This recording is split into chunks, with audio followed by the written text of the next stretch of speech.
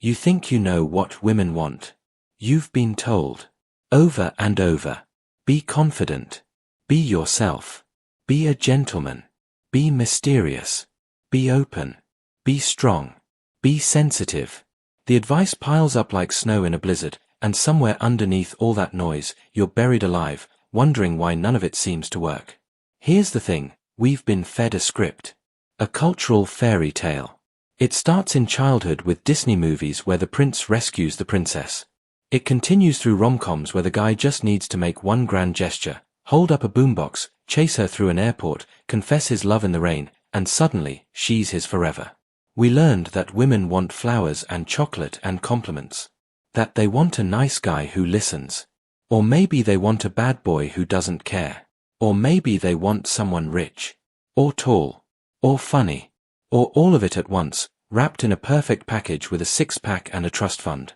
And when real life doesn't match the script. When she doesn't fall for your grand gesture. When being nice doesn't work, or being confident backfires, or she says she wants honesty but then ghosts you after you're vulnerable.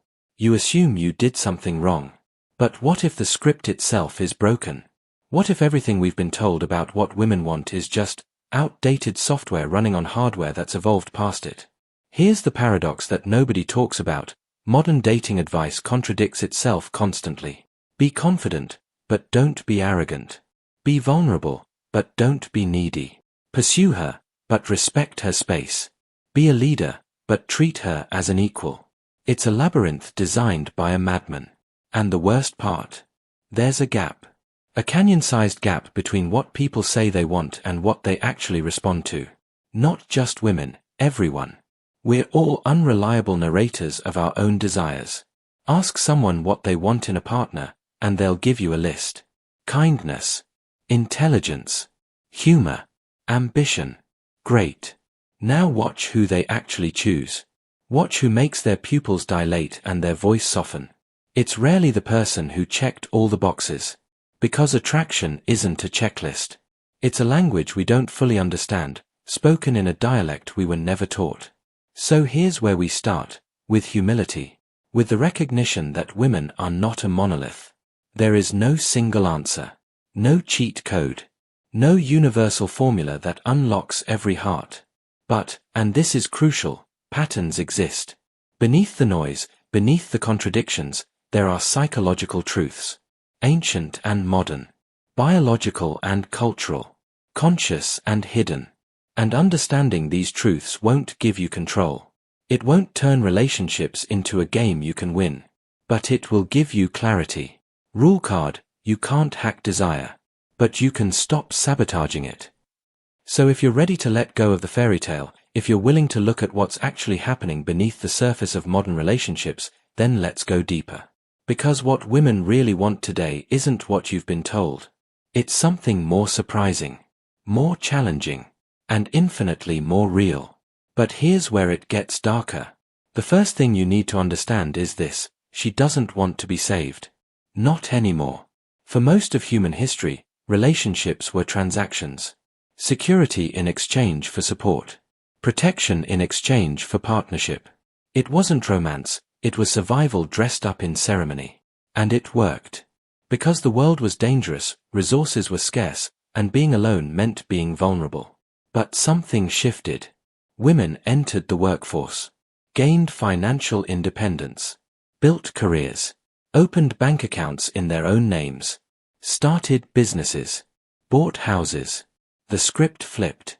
And suddenly, the old bargain, "I'll provide, you'll stay," stopped making sense.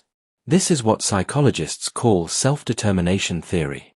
It says humans have three core psychological needs: autonomy, competence, and relatedness. We need to feel in control of our own lives. We need to feel capable. And we need to feel connected. For generations, women were offered relatedness and told to sacrifice autonomy. Be part of something. Belong to someone. But give up your freedom to get it. That deal is dying. Modern women don't want a savior. They want a witness. Someone who sees them, not as a problem to fix, not as a prize to win, not as a supporting character in someone else's hero story, but as the protagonist of their own life. Let me tell you about Sarah. Sarah was in a relationship for 4 years with a man named Daniel. On paper, Daniel was perfect. Stable job. Kind. Reliable. He loved her. He wanted to marry her. He had their future planned out, house in the suburbs, 2 kids, a golden retriever, Sunday barbecues. Sarah left him. Her friends were confused. Her family was disappointed. Daniel was devastated. What did I do wrong? He kept asking. Nothing. That was the problem. Daniel had built a beautiful cage and called it love. Every decision was made for her comfort, her safety, her future, but none of it was hers. He chose the restaurant. He planned the vacations. He decided when they'd move in together, when they'd get engaged, what their life would look like. He thought he was being a good partner, a provider, a man with a plan. But Sarah felt like a passenger in her own life. She didn't want someone to build her a perfect world. She wanted someone to build a world with her. To ask, not assume. To collaborate, not choreograph. This is the autonomy paradox. Women want partnership, not possession. They want interdependence, not dependence. They want someone strong enough to stand beside them, not someone who needs to stand in front of them. And here's what makes this so difficult for men who grew up on the old script: providing isn't enough anymore. Being the guy with the answers, the plan, the solution, it can actually backfire. Because when you try to be her hero, you accidentally make her the damsel. And she's not. Rule card: she doesn't need you to lead her life. She needs you to walk beside it. This doesn't mean ambition is unattractive. It doesn't mean strength is a turn-off. It means the reason behind your strength matters. Are you strong because you think she's weak?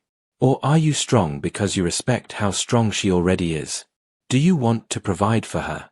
Or do you want to provide with her? There's a difference. And she can feel it. But here's the twist, the part that makes this whole thing even more complicated.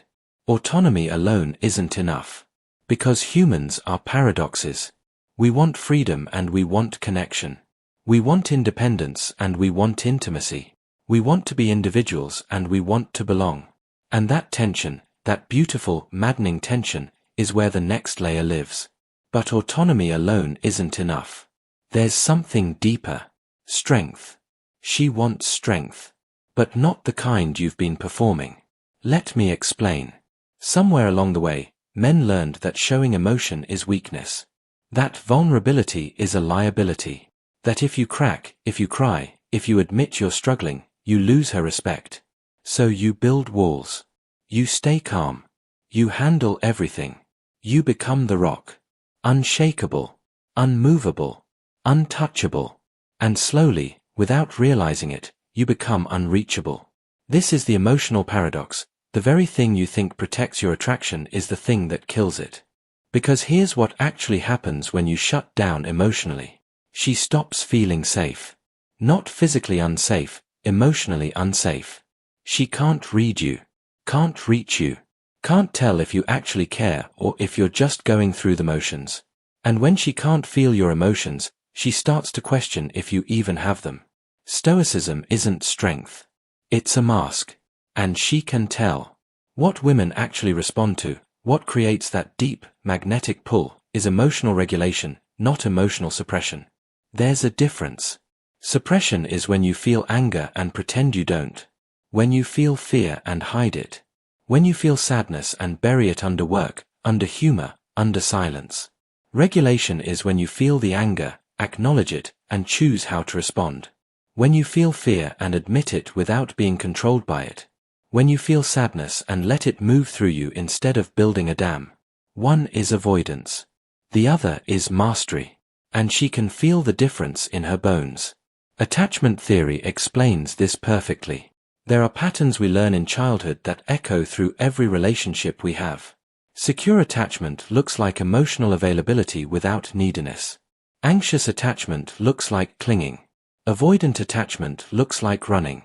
And here's the kicker. Avoidant patterns are often praised as masculine strength. The guy who doesn't need anyone. Who keeps his cool. Who never gets too attached. Who can walk away without a second thought. That's not strength. That's fear wearing a leather jacket. Let me tell you about two men, both named Michael. Michael one was dating a woman named Emma.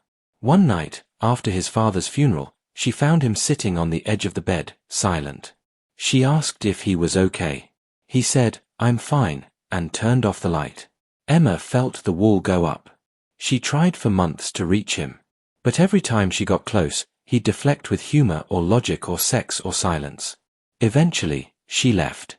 Not because he was weak, because he was absent. Michael too was dating a woman named Jenna. One night, after losing his job, he sat on the couch and cried. Not dramatically. Not performatively. Just cried. Jenna sat next to him. Didn't try to fix it. Just stayed. He looked at her and said, "I'm scared. I don't know what comes next." She held his hand. And something shifted. Jenna didn't lose attraction. She gained trust. Because in that moment, Michael too proved he was strong enough to be human. Rule card: vulnerability without stability is chaos. Stability without vulnerability is a wall. This is the balance. The razor's edge. She doesn't want you to collapse into every emotion. She doesn't want to be your therapist or your mother. She doesn't want you to unload your unprocessed trauma onto her lap and expect her to fix you. But she also doesn't want a statue. She wants a man who feels deeply and doesn't apologize for it. Who can sit in discomfort without drowning in it. Who can say, "I'm struggling," without making it her problem to solve. That's the strength she's looking for. Not the absence of emotion. The presence of self-awareness. Not the ability to avoid pain. The ability to metabolize it. And when you get this right, when you stop performing invincibility and start embodying resilience, something changes. She leans in. She softens. She trusts you not because you never break, but because when you do, you don't shatter. But even this isn't the whole picture. Because there's one quality, one underrated, underdiscussed, absolutely critical quality, that overrides everything else. And yet, there's one thing that overrides all of this. Presence. That's the word nobody uses anymore. Not charisma. Not confidence. Not status or looks or money. Presence.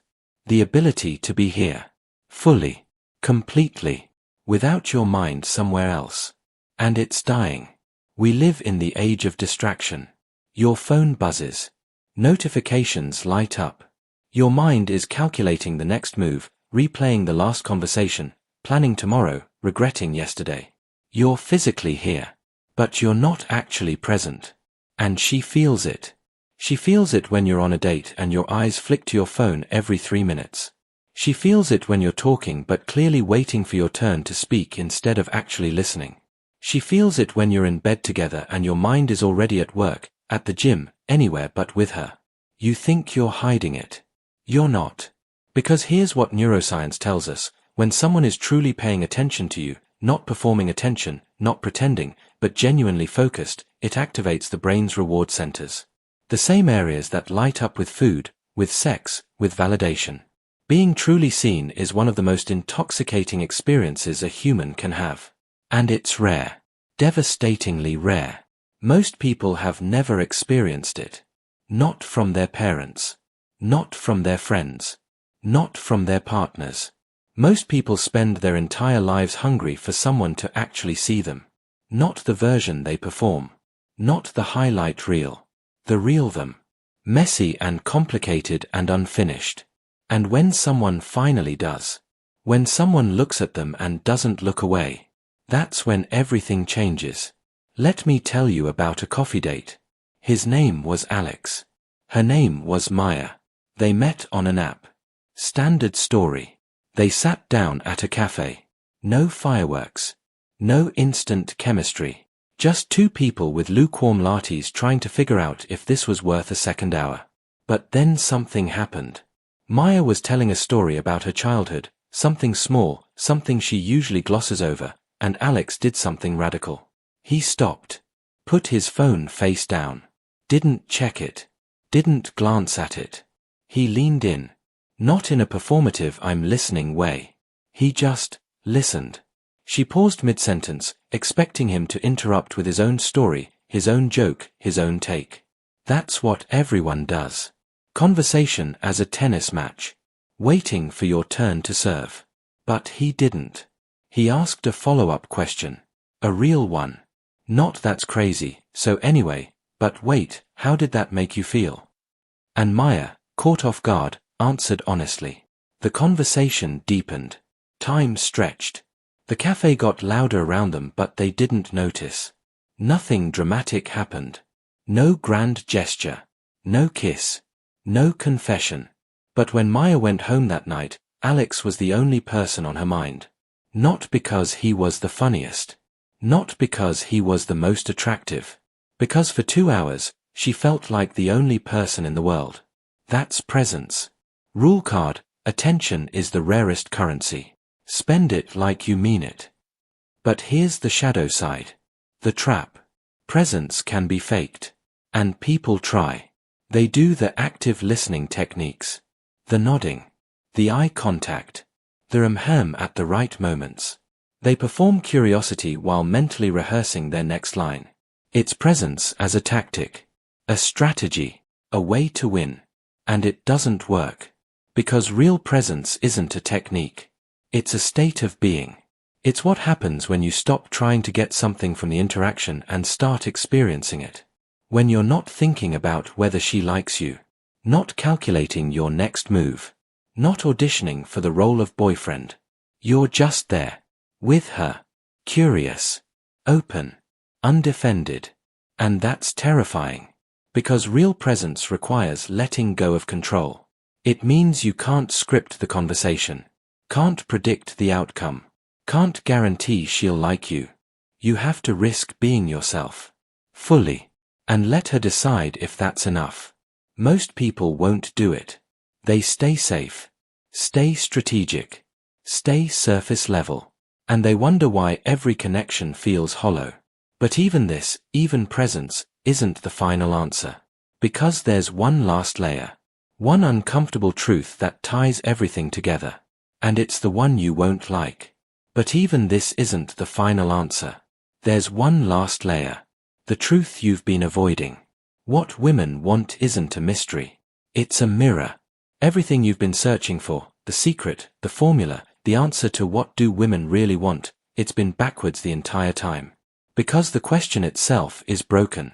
What do women want assumes they want something from you. Some quality you can acquire. Some role you can perform. Some mask you can wear. But that's not how it works. What she responds to in you is what you actually believe about yourself. Let me say that again, slower. If you don't respect yourself, she won't respect you. If you don't value your own time, she won't value it either. If you're performing confidence but drowning in self-doubt underneath, she'll feel the dissonance like nails on a chalkboard. You can't fake self-respect. You can fake arrogance. You can fake indifference. But genuine self-respect, the kind that's quiet, unshakable, rooted in actual values, that radiates. And it's magnetic. Not because it's a trick. Because it's real. Here's the uncomfortable part. Most men don't want to hear this. Because it means the work isn't out there. It's in here. In you. It means you can't get women to like you by learning the right lines, wearing the right clothes, adopting the right persona. It means you have to become someone worth liking. Not for her. For you. And that's harder. Infinitely harder. Because it requires looking at the parts of yourself you've been ignoring. The insecurity you've been medicating with validation. The fear you've been covering with bravado. The emptiness you've been filling with attention. Women don't want you to need them to feel whole. They want you to already be whole and choose them anyway. That's the difference between neediness and desire. Neediness says, I need you to complete me, to validate me, to prove I'm enough. Desire says, I'm already enough. But life is better with you in it. One repels. The other attracts. And she can tell which one you're operating from within minutes. Sometimes seconds. Because neediness has a frequency. It shows up in how you text, too fast, too eager, too available. It shows up in how you plan dates, trying too hard, over-explaining, seeking approval. It shows up in how you talk, fishing for compliments, avoiding disagreement, shaping yourself into whatever you think she wants. You think you're being flexible. She feels you disappearing. Rule card: stop asking what she wants. Start asking who you're becoming. This is the final paradox. The one that completes the picture. You can have autonomy, emotional regulation, and presence. You can do everything right. But if you're doing it to get something, to win her, to keep her, to prove yourself, it collapses. Because the foundation is still broken. You're still operating from lack. From fear. From the belief that you're not enough as you are. And no amount of technique will fix that. So what's the answer? The answer is to stop treating relationships like a transaction and start treating them like a co-creation. You bring your whole self. Not the edited version. Not the highlight reel. The real you, flawed, unfinished, still learning. And you let her bring her whole self too. Not a fantasy. Not a checklist. A real human being with contradictions and complications and her own journey.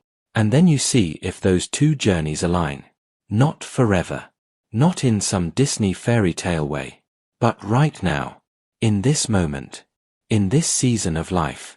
Maybe they do. Maybe they don't. But you're not trying to win. You're not trying to convince. You're just showing up, honestly, and letting reality unfold. That's the real surprise. What women want isn't some hidden code. It's not a moving target designed to torture you. It's the same thing you want. To be seen. To be chosen.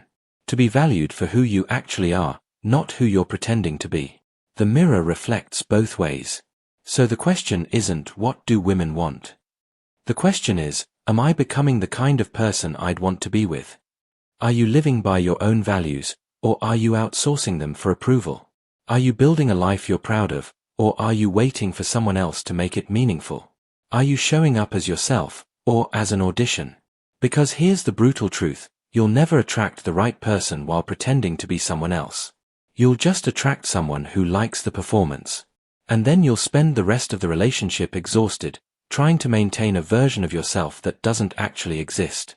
Rule card: you can't build a real relationship on a fake foundation. So let go of the script. The fairy tale. The idea that there's some perfect formula that unlocks every heart. There isn't. But there's something better. There's authenticity. There's growth. There's two people choosing each other, daily, not because they complete each other, but because they complement each other. Not as savior and saved. Not as performer and audience. As equals. What women really want today isn't a mystery. It's not even surprising, once you strip away all the noise. They want the same thing men want. The same thing every human wants. To be known. To be respected. To be loved, not for what they can provide, not for the role they can play, but for the messy, complicated, beautiful reality of who they are. And the only way to offer that is to first become it yourself. The real surprise isn't what women want. It's that you already had the answer. You just had to stop looking outside and start looking within.